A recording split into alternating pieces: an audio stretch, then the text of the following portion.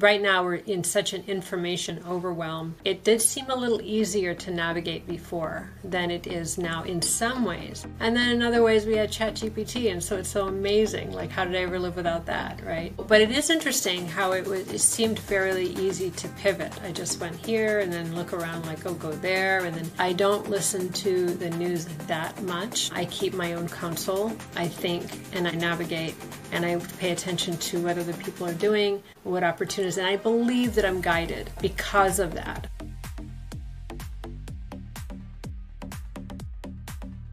Hello everyone, and welcome back to another episode of Paths of Progress.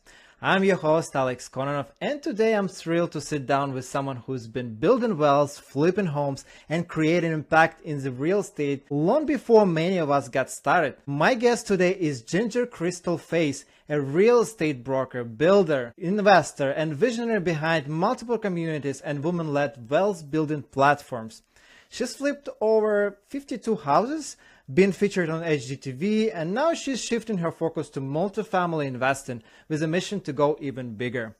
Ginger, welcome to the show. Well, pleasure to be here, Alex. Thanks for having me. Thanks for coming. Ginger, let's rewind to the very beginning. How did your real estate journey start back in the 90s? Actually started with multifamily homes. I jumped right in. I didn't know what I was doing, but I started with a 6-family, then bought another one, and then a 9-plex. Then I started playing the Monopoly game in the 90s. So that's how I started. I love it. Listen, tell us about your first deal and why real estate. There's so many different directions business-wise and money generating revenues. Why did you choose real estate? Well, that's a great question. Basically, I did not choose real estate right up front. I chose to be a solopreneur right up front. So I've been an entrepreneur since I was in my teens. I liked getting that cash flow, but eventually I got a business that really did well, and I was able to do it part-time and make it full-time income. And then I decided I needed to do something with the money and I needed to invest it. So I decided that real estate was going to be the option. And I did that basically because I'm a book reader. I read Robert Allen's No Money Down. He gave a simple philosophy on how to build your wealth, and I bought into it. And first I bought a big Victorian that needed a lot of work, and I got it, painted it, started fixing it, and people were lining up, giving me applications wanting to go into it. So that's how I started. Usually people start with residential. They buy a house for themselves, house hack, or try to rent some bedrooms or additional units in their building, but you just jumped right into multifamily. Yeah, well, I just multiplied scale. I thought, well, Robert Allen said if you buy one single family house per year for 10 years, one each year, then after 10 years, you've got your retirement. I thought, well, that's great. What if I get 6 right up the front, right up front?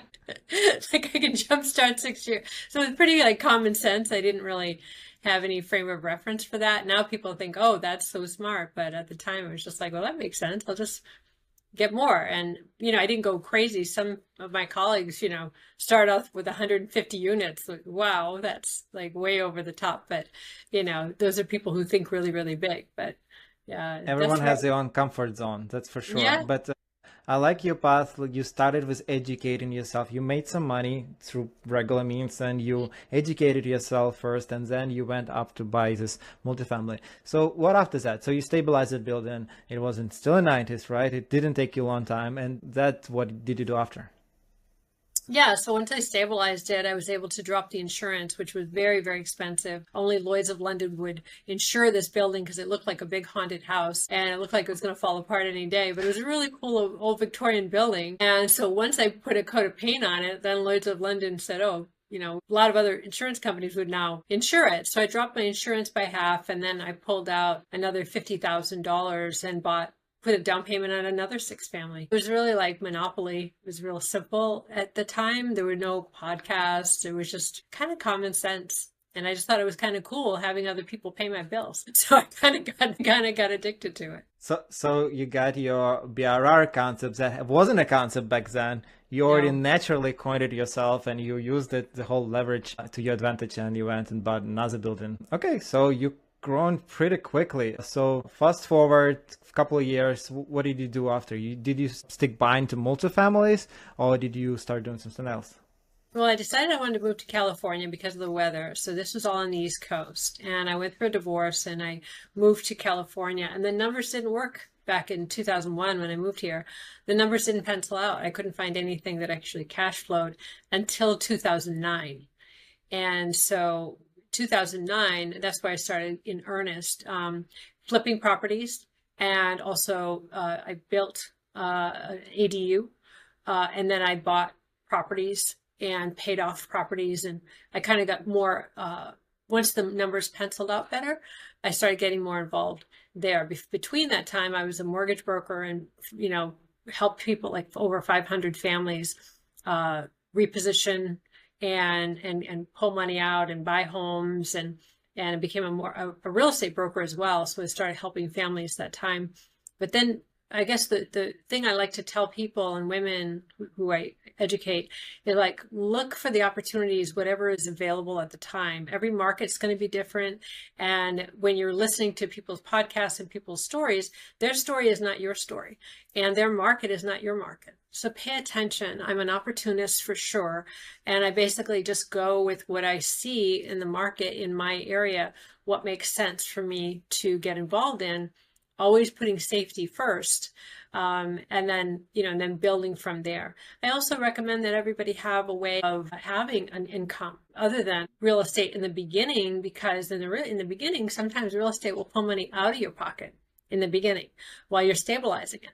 Because you want to get things that are kind of run down. You want things that you can do some forced depreciation, you can do some sweat equity, DIY stuff, but that's going to pull money out of your pocket. So if you have a source of income that you can pull from, and then, so it's basically now money and then tomorrow money. But the tomorrow money is great because the tomorrow money will be that asset that's going to push off income for you while you're vacationing or you're just enjoying your life and building a lifestyle that you really, really love. It's very common saying, right, in real estate professionals that you equity rich but cash poor, and the majority just keep building these wealth, but it sometimes is just not performing as you want. But it's in time, it's still gonna appreciate. It's still gonna be better. Rent's gonna go up, but you have to buy right still. But I like your strategy. So you move to the West Coast, and you look for opportunities, you couldn't find anything, and you found a job. Basically, you become an agent, a mortgage broker, and a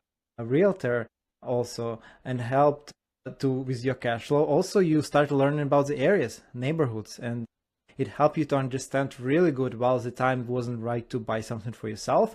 You learned about the market ins and outs by being for the next 8 years, being professional in this particular industry, in this area. It enabled you, when the market was actually right again, you just jumped right in. You're like, okay, I know this is a good deal. I have to buy by any means. Right. Yeah, and I was still an entrepreneur, still a solopreneur then as a broker. And so most people will, go under a company, a brokerage company, and I didn't need to do that. I figured out what the logistics were, what licenses I needed to become a mortgage broker, connected with accountants and in different affiliates to cross and give referrals to. Started the local BNI chapter and got business that way. And then, so still, that 1-2 punch, which I recommend people do, start finding, because there's so many business opportunities for solopreneurs, women and men. Mostly today in the trades, those are really, really valuable. If you have anything that you can do in the trades, or if you understand how to work a business, you can hire people to work in the trades. And that will also get you connected to real estate in various ways. So I recommend that people do that, get the cash flow, get yourself comfortable, and then also then take that and then parlay that into real estate. All roads lead to real estate. Either you plumber, electrician, you locksmith, one way or another, you're gonna do some business in the real estate, in the building. And a lot of businesses own real estate as well. So it's one way or another, you're still connected to that space, and you talk to owners, you talk to other space. And I heard many stories, like when a contractor is saying and talking to the owner, and he's just tired and he's selling the property to the contractor, whoever it was be. But yeah, those opportunities everywhere. Let's go back to your story, and that's exciting. You flipped more than 52 homes, and I heard 2 of those were even featured on HGTV. Yeah. Tell us about this experience. How was it, and how did they find you? Yeah, I'm up to 57 now, but I slowed down a lot after 2014. Yeah, two of them ended up on HGTV on House Hunters. They liked it. It was a good location. And my house was the trophy home on the House Hunters. So it was pretty cool. I wasn't on it, the realtor who was selling the property, but my house was featured as the trophy home both times. So that was pretty cool. Yep, that just show you that you're doing everything right in terms of flipping, right? You Yeah, do yeah. such a good product that even TV shows ready to feature it, and like, okay, let's show it. This is really That was good. pretty cool. Yeah, it was pretty cool. Did Yeah. they end up buying your house, or they bought something else? They ended up thinking one of the first one said mine was too fancy, and then the other one bought the house. And in real life, they bought the house. So House Hunters is more like it's a show. It's not necessarily 100% true to the story. But the one here in Livermore, it was true to the story, and they bought the house and they loved it. And yeah, they were crazy about it. It was a good property. That's awesome. Why didn't Yeah. you market it yourself? Were you busy Philippine and you just didn't want to market it yourself? No, I marketed it myself. The HGTV, the other agent reached out to HGTV about the house, and she contacted me before I even had it on market. We were still renovating it, but the location was amazing, and the craftsman who was there doing the work did a really great job. Very farmhouse, cool, phenomenal location in Livermore. And the buyers had a good story. So they were firefighters, both Nice. firefighters. And that was during the time where everything was a little bit crazy with the fires here in California, Northern. So it was a really shoe-in to get that beautiful farmhouse, phenomenal location, beautiful craftsman work. And so HGTV liked the story, liked the house, and they loved the owners like just fell in love with the house, so.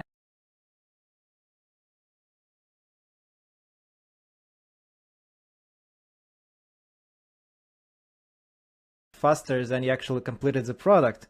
So you were Yeah. finishing the project before you even listed. Someone already told about it to HGTV, and now they already knew about your house it coming to the market, and that's really means a lot, especially in this business because real estate usually people talk and know each other, but when you active and power player like yourself flipping on this level, people know about it. Okay, so Ginger, tell us a little bit more cycles. You lived through many cycles. You've been 90s and 2000s.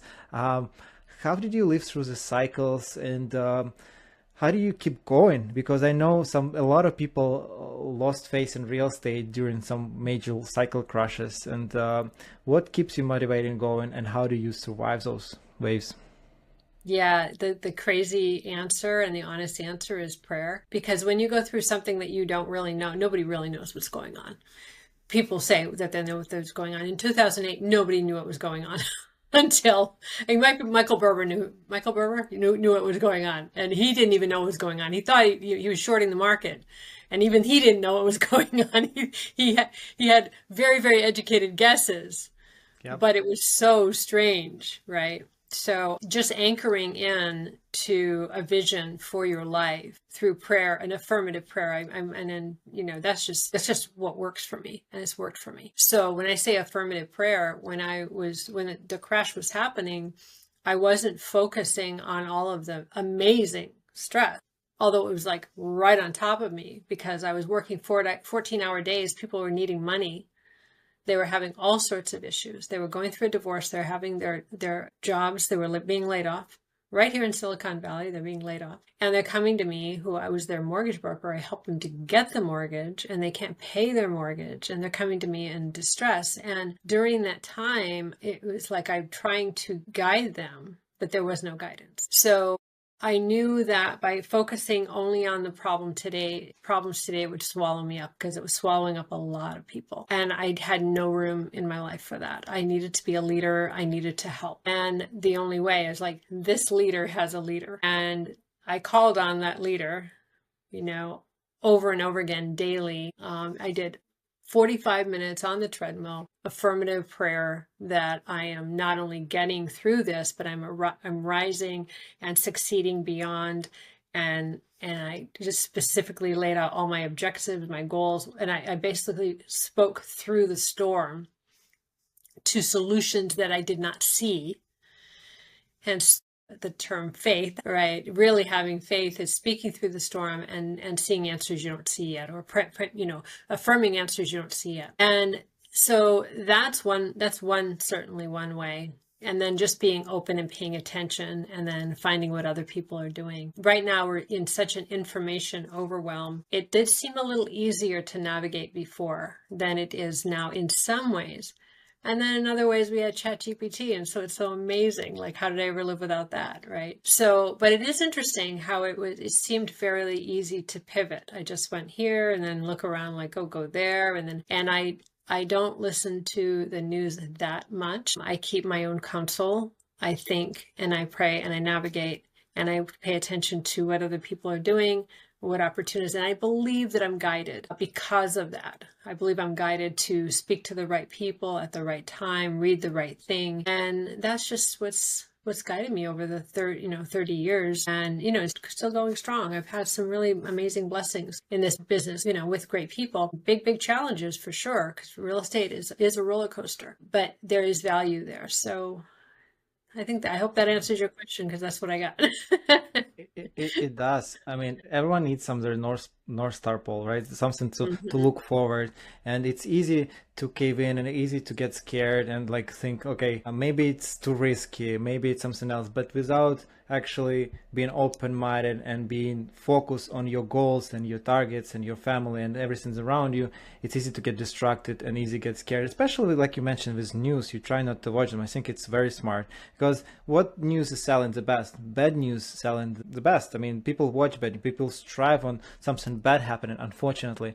A lot of this information circulating, it's only they recycling bad information. Not only news on TV, but news on YouTube. There's so many influencers. They just keep feeding you bad information. Everyone's watching. So they get paid for the watch. So naturally, they want to push some news that will have more clicks and more views. And this is a cycle of bad news and recycling information. And we get scared, caved in, and now we have another recession, another cycle. And that was supposed to come a couple of years ago. But listen, we just need to keep going, to keep doing what we're doing, and keep working. Listen, you've worn so many hats. I hear in your story you've been agent, builder, flipper, broker, short-term rental host. What do you enjoy most out of all of this? I know you're hands-on of many things. Which one would you pick if you would? I like decorating and I like helping people solve problems. Other than that, I don't like anything. Yeah, I love it. Listen, but I really love helping people solve problems. And then I like to be the bridge from where people are to where they want to be. That's really significant to me. That's pretty much my jam. That's what I love, is to help people. Like, you're here, you want to be here, you have no idea how to get there. Here, let me help. Love that. And I love decorating. So everything else, management, I am a super host with Airbnb. I'm not a big fan of managing. It's, but it's part of what I'm doing right now. And what else? I like design of, my biggest flip. We designed a magnificent home. It was basically not even a flip. We destroyed an old home and made a gorgeous home, and loved that. Loved the design and all of that stuff. So yeah. Oh yeah, and collecting checks. that's the best. Yeah, Depositing checks. but in other words, you like to be creator, create value to people, and create. Even design a house, it's also creation, right? And Big time. talking and guiding people. I think that's important. That at some point of your life, someone like this book, right? No Money Down. He kind of guides you through the book, right? So he was your guide Mhm. there, and now you can pass the torch to someone else and guide someone else. And I think it's important for our own path of progress. Now, Ginger, tell us about your company, Golden Canyon Properties. What does your company focus on today? Golden Canyon Properties focuses on the real estate brokerage, and that's what I do. Help people buy and sell homes. It's a That's corporation. it. You should never buy property in a corporation, so that's not what that's for. You buy property either yourself or through an LLC, tax wise. I'm not an accountant, but that's what my accountant tells me, and I understand why. So that is just for transactions. So that's Golden Canyon Properties. Now, my new company that I'm very committed to, I'm very excited about. Golden Canyon's been around for about 15 years. Before that, I had a mortgage company, and then I dissolved the mortgage company and focus of real estate itself. So I had that for 10 years, and that was a corporation, and then this was a corporation. So right now, Lifestyle Wealth Strategies is my new company, and I'm about to trademark it. I got the .com the other day, and that is focusing on education. Love that. Again, when I was saying before, I like to be the bridge between where people are and where they want to go. This is a way for me to help women 40 to 60 years old who are successful, but they're behind on their retirement goals. And so it could be from a simple thing that I can show you how to do some house hacking to boost up your income temporarily, how to use real estate to boost your income when you have no experience, or how to absolutely crush it in 3 to 5 years, and you can completely turn everything around and get your nest egg, get your retirement. And I'm writing a book now. It's in the editor's department. It'll be ready in about probably a month or two.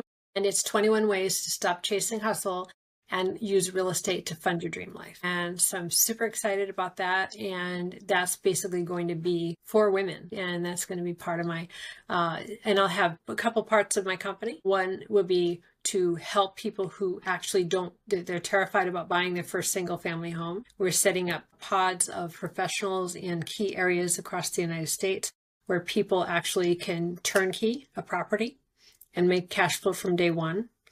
People that I've been vetted from me. And then also other people, I work with an amazing group of real estate commercial professionals who have great returns because they're strong operators with a long track record, and people can just plug into their systems and make 10 to 20 25% on their income, on the return on investment. Things that I've done with professionals so that you don't have to spend all of your time working the system. Real estate, you can delegate some of your money, some of it dead money that's, in an IRA not making anything. You can convert it and then now really amplify your retirement savings, working with people that you would never have met had we not connected. So again, being a bridge from where people are to where they want to go. So that's my exciting new venture. I'm very committed to that, and I'm excited to see where the future goes with that. I love it. I think it also coordinates with your original path of creating the communities for women, right? I know you founded both your Wealth Network and Women's Wealth Network, and now you go in full circle. Now you create in one hub for people that can educate themselves, and they can potentially invest actively if they decide to do so, or passively. And I think it's beautiful, and helping each other and create and go to the next level. Just tell me a little bit about those communities. When did you create those communities? And how does it look today? Do you run these meetups? What do you do on that? Yeah, it started off as a meetup. It is still a meetup. We started off with education based. Now we're doing mix and mingle due to time constraints, but it's working out well because I've invited some heavy players into the mix and mingle who are also educators. And so when people come to the meetups, we find that they're just asking a lot of questions, and they're learning what they want to know, what they need to know. But right now we're doing the mix and mingle format. Before, we were having education based on the best 1031 exchange guy, brilliant. He had all these phenomenal arenas in how to use 1031 exchange to build your wealth, right? We had an incredible title guy who talked about how to find distressed properties using title searches.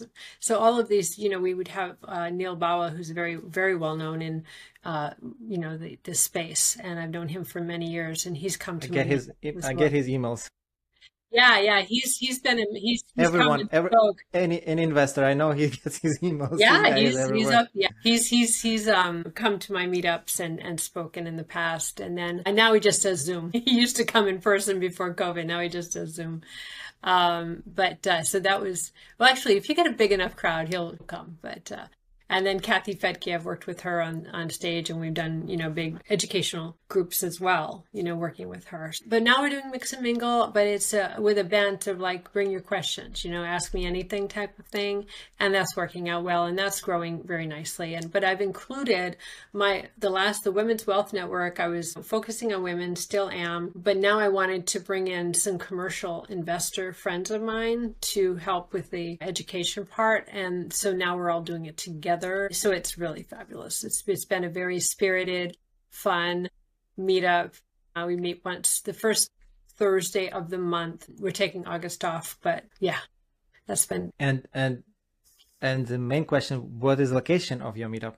Where It's you in guys? Dublin, California. Right now at the Field Works, but yeah, just look me up on Facebook or all social media, and we'll keep you apprised of where and when it is, and yeah, go from there. Sounds good. Love it. I personally love mix and mingle format because, sometimes the topics presented is not really resonate with me at the moment, maybe, right? You always want to learn something, but sometimes you just heard it or you just learn about it.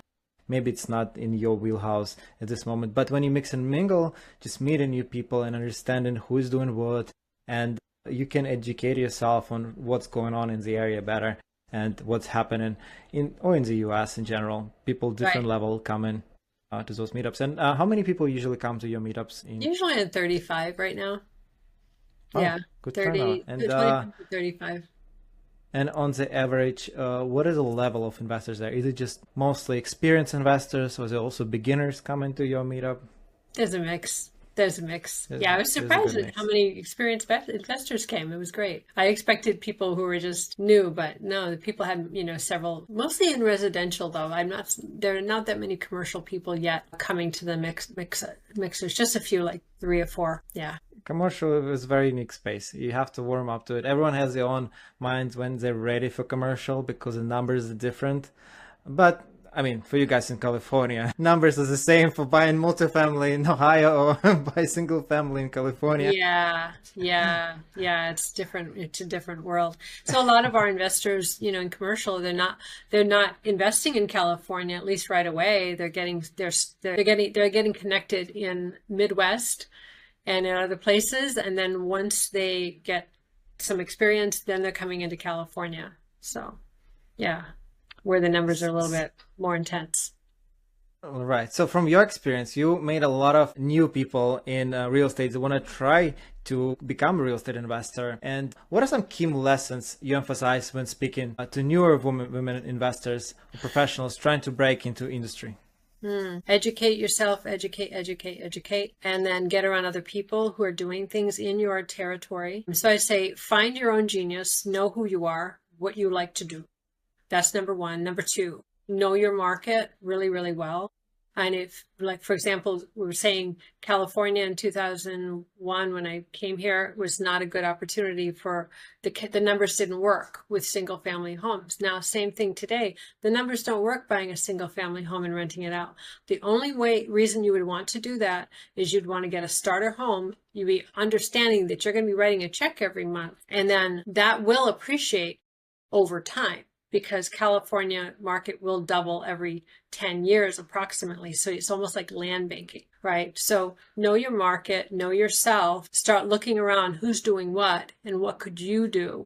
How could you plug in? Remember, live where you want, invest where it makes sense. If you need to expand your market to something that's more affordable where you can get started, don't be afraid to do that, but it's another opportunity. It's another opportunity, but has also its own challenges. You're not going to be able to see the property all the time.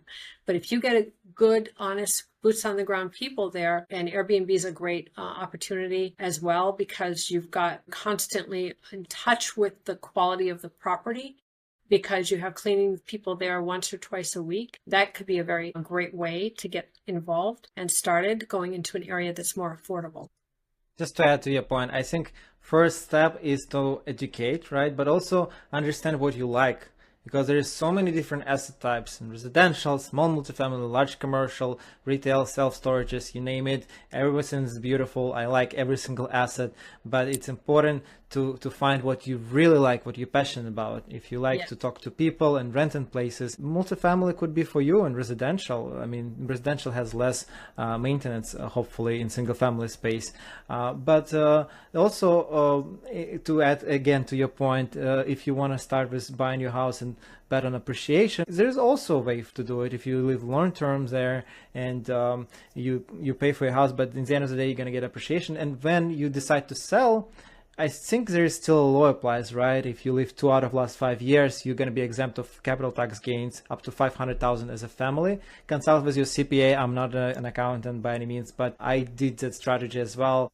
and it worked out pretty well for my family. Yes, and then learning what's your strengths and weaknesses. Some people are good with numbers, but other people like to talk to other people and find leads. So maybe this is your calling to find those leads and partner up with someone else on those meetups who actually good at renovations. They already have experience there, but they don't have enough leads. Someone has a lot of money, but they don't have time to do this stuff. They just came to meet someone who can help them and to be partner. And you can partner up, create a JV and go get this building, another building, and you can figure out how to do this. But again, networking, communication, and understanding your strengths is a key point here. And I agree with Crystal. Love it. Thank you so much. And I think it's important, again, meeting people and creating the space for people, comfortable space where they can share and be comfortable talking about real estate and meet each other. To your point, what you're saying is so critical, and I think it needs to be restated. This is a team sport. And on one hand, you can get a lot of incompetent people out there, and you can really mess up when it comes to getting the right team. But if you get the right team, all you're going to do is print money. If you get the right team, if you get the wrong team, you're going to really be hurting. So if this is something that you're really interested in doing, you really want to do this and you're committed, find you need integrity, what Warren Buffett says, right? He said when he hires someone, he wants somebody with energy, with integrity, or good character, and who's smart. And he said, if you find somebody and they're really smart, but they have no integrity and no character, you want them to be lazy, because if you have so it's like they have to have all those three things, right? Because if you have somebody who's smart, has no integrity, and has a lot of energy, you're in trouble. So Yep. use those three things as a barometer, and you'll be fine. But find those people and then focus on them, and all you'll do is print money. And find the right partner is not an easy task by all means. It will take a lot of time, a lot of communications, talking, but you don't have to get married right away.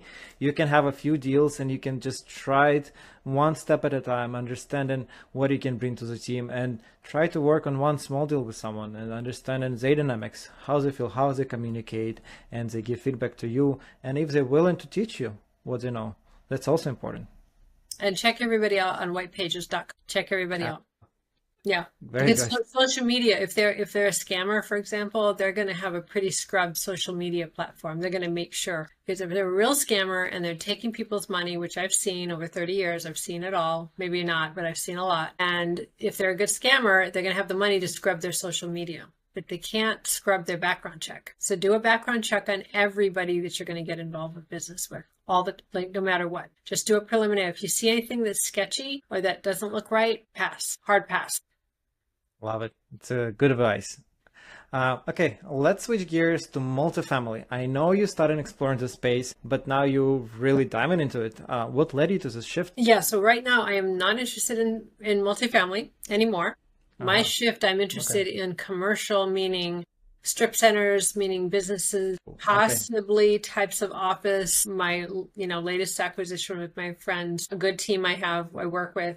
It's got a couple restaurants and office space right now. The latest one we bought in Sacramento overlooking the Capitol. And the reason for the multifamily switch is kind of like I've been there, done that. And it's fine. It's fine, but triple net leases are better. And I do, as an Airbnb superhost, I'm getting like a little bit overdone in the residential, like all of the maintenance and issues that I'm like, I've done that. I'm okay. So I want to just go to the next level. And the fact is, in California, as well as Massachusetts, where I was when I had the multifamilies, it's very pro-tenant. It's not pro-landlord. And your only protection as a landlord is to screen that person really, really well. I have a very, very smart friend who does commercial only, and she made the mistake, honestly, of helping a friend rent out a beautiful home, like a $3 million home on a lease, thinking that, just rent it out like you do anything else. And unfortunately, there were some clues that the tenant was a bad tenant. I'm grilling her because she's telling me her sob story about this tenant, and I'm like, where were the red flags? Were you paying attention? I was really challenging her. Were you paying attention when this person, because she's really smart and she can handle it if I tell her that.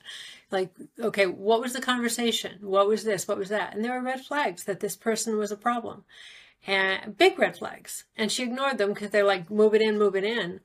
And that's like death. You do not do that as a landlord. Sometimes landlords and people get involved in real estate. They just want to move somebody in. They want a warm body just to say, I have rented, or I got they think that in their head they're going to be making money. But if you make the wrong mistake in residential, you will lose so much money.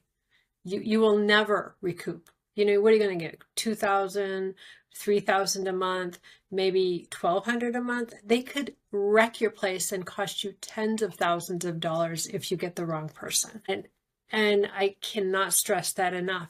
Literally, I will tell you what, you're not supposed to discriminate because of, protected classes. That's not an issue. I've never discriminated. I have no prejudices, but I will discriminate if you have a bad attitude. Like if you have a cocky attitude and you're interviewing with me. I literally had this woman coming in one time and she said, oh, I have an 800 credit score and I've got this and that, great job. And she looked in my closet and said, you will be replacing the floor in there, won't you? and it was like, I took her application. Thank you so much. No, people say, oh, you can't discriminate. You can discriminate. You just can't discriminate against protected classes, right? There are things, and so find out what you can discriminate against. So of course, people like that, sometimes they'll like challenge you that you discriminated because they were a protected class. But that's something that you need to be aware of. Just be aware of it, because it's okay to push back sometimes.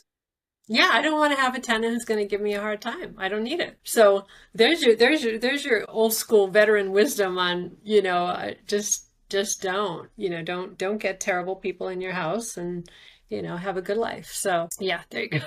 I understand the point on residential and dealing with people and tenants. So let's talk about commercial. Why retail? Why commercial? Why do you like the space? I like the space because no matter what you're going to do in real estate, I think real estate is an amazing tool, and it can give you so much. But you're always going to have challenges. So it's not going to be like easy. Nothing's easy street. Nothing's easy street with real estate, but that's okay. We don't need easy street. We just want workable solutions. And triple net leases are great. The cash flow is extraordinary when you get if you do it right. And you're with the right partners. And I'm with the J. Scott Schill Commercial Academy, and there's a wonderful group of people who are really great partners, and they know what they're doing. I'm learning from them constantly. And basically, once you get these structures in place, you get 10-year leases for some of these companies. You can get Starbucks to rent from you. You can get Applebee's. You can get TJ Maxx to rent from you. That's some strength in your financial portfolio that residential won't give you. And they will pay for all of their, you can segment, and they can pay for their own insurance and taxes and electricity. So when it goes up, it's not on you like it is in residential. So there's a lot of benefits toward going in that direction. And I think at a certain point in my career, I've been doing it for so long, I was always stuck doing it, this way or that way in residential. I went this way. I pivoted a lot, but I never thought about commercial until I joined the Commercial Academy. And then some of my friends, I'm like, oh, look at this. And so again, opening up your world to learning more, the more you learn, and then the more you think, well, if they can do that, I can do that. And again, talking about being in the right room, you create a room for people, beginners, and just work in that space. And you yourself putting yourself in the other room where you can create something bigger and you can grow to the next level. Your personal, even though you're super experienced in real estate, there's still something to learn, and especially piggyback on a larger experience group. Good point. Just a quick question. In this group, are they focused only on commercial retail, like commercial assets, or also residential? No, it's commercial everything. They do multifamily. Basically, there's a core of 40 people, and they take down about $1 billion a quarter in distressed asset all over the country, which is extraordinary, right? So within that, yeah. I'm speechless. Okay. It's huge, right? So they're empire builders, right? And then there's about 250 people ancillary, and some of them are doing just the same. And other people are lifestyle builders. They just want a couple of industrial warehouses or a few buildings where they can make 25,000 passive income every month and keep going. They they're simple like that. So it just depends, but they work on all asset classes, but real estate is very, very cyclical. So what's the darling now? Right now, at the moment, office is in a bit of distress, right? So at some point in the very near future, office is going to be just absolutely rock bottom and the deal of a lifetime. And in some areas right now it is. Now, retail took a big hit. Now a lot of the retail is being converted to service things. So because anything that can compete with Amazon is weak, right? But grocery anchored service, so you got nail salons and grocery and tanning salons and chiropractic and things like that that are more service oriented. Amazon can't take that. Those are things that people can get involved with and then and fill up a strip center and be very productive. And the best part of it, you can fill again those strip malls with businesses. And not like residential space when you have one person responsible for the pay. Now you have business with actual revenue that is responsible for this rent. That's why it's actually, there's a beauty of it. You can do heavy underwriting for those particular businesses and get into the books to understand if they can actually afford this place and if they have enough cushion to keep renting it. Right, exactly. Yeah. So what is your plan right now for a commercial? What is your plan for the next 5 years, let's say? Yeah, for the next 5 years, I'd like to participate in a number of these great operators. So I'll see a great operator. I want to deploy, I am already, but I'm going to continue to deploy some of my assets to some of these operators who are just killing it and they know what they're doing. And then that frees up my time. Private money lending is the top tier in real estate, right? If you could be the bank, that's where you want to be. You want to be the bank. So I personally like to own a couple of strip centers, but I'm open to industrial as well. Basically, it's just like my asset classes are retail, industrial, small bay. Those are my focuses. So the next 5 years, I want to own at least two, get the cash flow from those. I've liquidated quite a bit of my residential, but I'm going to liquidate some more and convert it to commercial in the next 5 years, and then grow my lifestyle success, my lifestyle success wealth strategies, and grow it and really, really see what I can do about helping to be the bridge for people, see how many people I can help to do the same. But are you planning to stay active on commercial as well, or are you trying to be like more like passive investing and just invest capital into the deals? I want to be active on a couple of strip centers, but not right now. Right now, I focus on my lifestyle and focus on getting some private money, investing, learning from people who are bigger than me, but actively looking for deals as well. So I definitely want to be actively looking for deals. And I've got in the next 6 months, I've got a little side hustle with one of my friends who's in the commercial academy. It's a little entrepreneurial thing that we're going to be doing and on the side, and it has to do with decorating for the fall. So we're playing around with that, and so Love again it. with Love my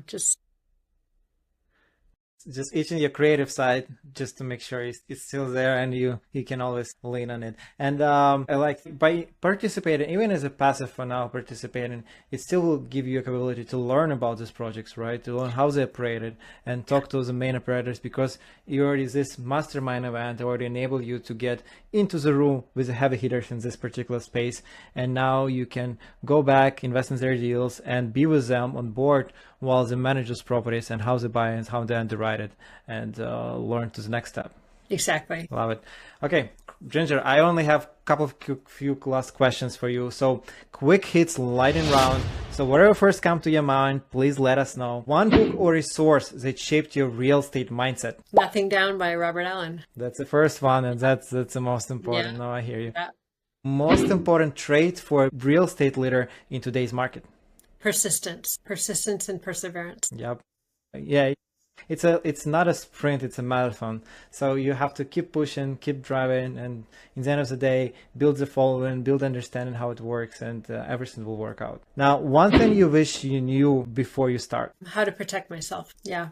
From like scammers and, people who like really understanding to protect myself psychically and financially from scammers. I wish I had some more wisdom on that. Now I do, but in the beginning I didn't. So yeah, I wish I'd had somebody, a guide who can like your group now. and now you can help. Listen, guys, this is what issues can be, and now you can share your experience and make sure Yeah. others won't have those issues. Yeah, yeah. I actually did a presentation on how not to get scammed, but there's so many scams out there. But there's certain fundamental factors that we need to look at in ourselves and how the scammers will target personality traits, our weaknesses, and how they will do that. And it's very interesting. I think it's worth looking into.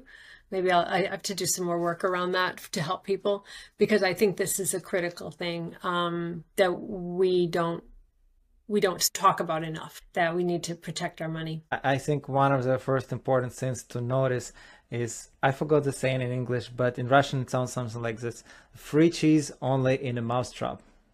Mice trap, right? Yeah. Nice. I will remember that. I'm So gonna write something that in like my that. book. Can I write that in my book and then Of reference you, course. Alex? That's great. Yeah, that's Well, Ginger, I don't have any more questions. One last thing: if someone connect with you to hear about your book or your mastermind events that you have, or maybe talk about commercial invest with you deals, how can people find you? yeah, Ginger Crystal Faith. And you're just going to find me. Easiest way is on Facebook. I think I'm the only Ginger Crystal Faith out there, and I'm all over social media. And I'll be getting more as I launch, lifestyle wealth systems. You'll see a lot more out there on all platforms. So yeah, feel free to message me, and we'll get back to you. I'm excited, and I want to hear everything about your book when it launches. So please keep me updated. I will, absolutely. You'll be in the loop. Ginger, thank you so much. This was an incredible conversation. I really enjoyed it. Sharing decades of real world real estate experience and reflecting on our audience, I think it's very powerful. And especially your impact that you're doing for women and trying to start in the real estate and build their generational wealth through real estate. Thank you so much. My pleasure. Thanks, Alan. Of course. And for everyone tuning in, don't forget to follow Ginger and support an incredible community she's building. And of course, make sure to subscribe, like, and leave a review, and follow Paths of Progress across all the platforms. We got more powerful stories coming your way. And until next time, keep moving forward.